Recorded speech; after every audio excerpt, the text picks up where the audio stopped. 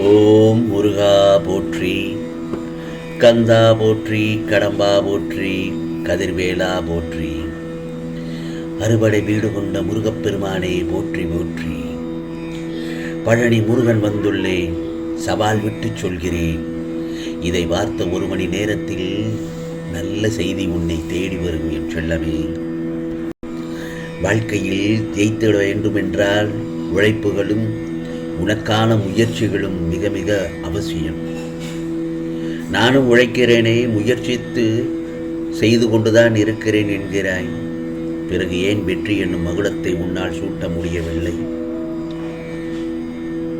சொல் பார்க்கலாம், ஏன் புலம்புகிறாய் என் செல்லமே? வெற்றி என்னும் பூக்களை பறிக்க சில முட்களிடம் காயப்படத்தான் வேண்டும். காயப்பட வேண்டும் என்பதை விட வாழ்வின் இன்னொரு பக்கம் இருக்கும் தோல்வி என்னும் பாடத்தை கற்க வேண்டும். புரிகிறதா? இதனால் தோல்வியை மட்டும்தானே கற்றுக்கொண்டு வந்தேன் என்று கூறுகிறாய். அதுவும் சரிதான். இதுவரை நீ கண்ட தோல்விகள் எல்லாம் வெற்றியாக மாறப்போகிறது. இனி இந்த பழனி முருகன் சவால் விட்டு சொல்கிறேன், உன் வெற்றிக்கான நடுவில் ஏன் இத்தனை சறுக்கல்கள் தோன்றுகிறது என்றால் உன் மன வலிமையை சோதிப்பதற்காகவே தான். உன் மன வலிமையுடன் போராடி அந்த போராட்டத்தில் வெற்றியையும் கண்டுவிட்டாய் நீ. இதோ எனது சோதனைகளை அனைத்தையும் வென்று விட்டாய். ஒவ்வொரு முறையும் நீ கஷ்டங்களையும் துன்பங்களையும் அனுபவிக்கும் போது எந்த துணையும் இன்றி நிர்கதியா நிற்பதை போல உணர்கிறாய் அல்லவா?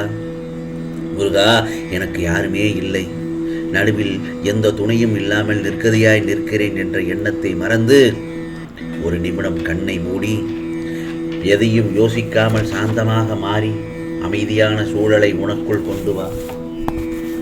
கொண்டு வந்து விட்டாயா? இதோ அந்த நிமிடம் நிற்கின்றதே, அதில் இந்த முருகப்பெருமானின் பிடியில்தான் உன்னை நான் தாங்குகிறேன் என்பதை மனமான அந்த இடத்தில் உணர்வாய் நீ. உன் வாழ்வில் என் துணையோடு நல்லதொரு மங்களமான நிகழ்ச்சிகள் உனக்கு உண்டாகும். அந்த நேரத்தில் மயங்கி விடக்கூடாது, கலங்க விடக்கூடாது. ஆம் செல்லமே. ஏனென்றால் காலம் பொன் போன்றது. வரும் பொன்னான நாட்களிற்குள் உன் வீட்டில் நிச்சயமாக நல்லது நடக்கும். இது பழனி முருகனின் அருள் வாக்கு, சத்திய வாக்கு. எல்லோருக்கும் வாழ்க்கையில் ஏமாற்றம், தோல்விகளும் தவிப்புகளும் துரோகங்களும் இருக்கத்தான் செய்யும். அதையெல்லாம் பொருட்படுத்தவே கூடாது. சில விஷயங்களை நோக்கி பயணம் செய்வதுதான் உனக்கு நல்லது. ஏனென்றால் உன்னை சுற்றி உள்ள சில பிரச்சனைகளுக்கான தீர்வு உன்னிடம்தான் உள்ளது. அதை முதலில் புரிந்து கொண்டு வாழ கற்றுக்கொள். பிறகுவார் பிரச்சனைகளை எல்லாம் காணாமல் போகும். அந்த காலங்களும் நேரங்களும் உன்னை நெருங்கி வந்துவிட்டது. நம்பிக்கையோடு இந்த முருகப்பெருமான் சொல்வதை கேட்டு நடந்தால் உன் வாழ்க்கை என்றுமே சொர்க்கமயமாகும். நீ மேலும் உன் வாழ்க்கையில் அனுபவித்திருக்கும் கஷ்டங்கள் அனைத்துமே நான் சொல்வதை கேட்டுவிட்டால் நிச்சயமாக விரைவில் காணாமல் போய்விடும். அது கண்டிப்பாக உன் வாழ்வில் இருந்து மறைந்து போகும் நிலை உருவாகப் போகிறது. இதோ நீ கேட்டதை விட பல மடங்கு உனக்கு உன் வாழ்க்கையில் நீ கேட்ட பல விஷயங்களை அனைத்தையும் ஒவ்வொன்றாக இந்த பழனி முருகன் நிறைவேற்றப் போகிறேன். இனி உன்னுடைய வாழ்வில் உன் வாழ்க்கையில் சந்தோஷம் மட்டும்தான். உனக்கென்று காத்து கொண்டிருக்கும் ஒன்று உன்னிடமே நிச்சயமாக வந்து சேரும். அது இன்றாக இருக்கலாம், அல்லது நாளையாக கூட இருக்கலாம், ஏன் இன்னும் சிறிது நாட்களாக கூட இருக்கலாம். ஆனால் ஒன்று மட்டும் நன்றாக தெரிந்து கொள், உனக்கான கிடைக்க வேண்டிய நேரத்தில் நிச்சயமாக உன் கையில் கிடைத்துவிடும். கஷ்டப்பட்டாலும் சாதகமான தீர்ப்பு தான் உன்னை வந்து சேரும். ஆகவே மனதாயே மனதை தளரவிடக்கூடாது. எந்தவித குழப்பமும் ஐயமும் வேண்டாம். உனக்கு வேண்டினால் மட்டும் போதாது. இந்த முருகப்பெருமானை வேண்டினால் மட்டும் போதாது என் செல்லமே.